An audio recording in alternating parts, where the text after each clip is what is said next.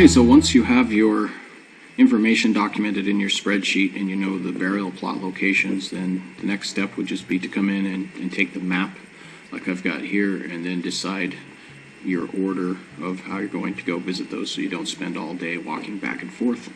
So what I would do is just take it and block it off into sections and say, okay, we'll start with section 1 here, and then maybe we would make this section 2, and then section 3, and then finally section 4, and then I guess you could even write numbers on those here. So there's a 1.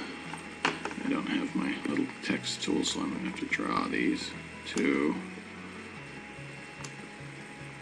3, and 4.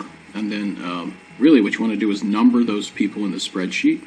So as you come back to your spreadsheet, put them in order of 1, 2, 3, 4, and then maybe you would want to put there's 1 here, and there's 2, and 3, and 4 might be back over here. So as you actually come in here, you may go in that order: 4, 1, 2, 3. Now say you have another one that's, say number 8 is right here on the border of these two sections. It might be faster to hit that one and then go over. So anyway, you can figure that out. But the key is to have yourself a map and then check these off one by one and make sure you know who you're looking for in which section, because if you do that, you're much more likely to find them. As I've mentioned, some of the headstones are very old. It may be difficult to read the inscriptions on them. There might be grass growing over them, and having a map and knowing exactly where everybody is will save you a lot of time and allow you to get in there. And of course, while you're there, make sure you photograph each one.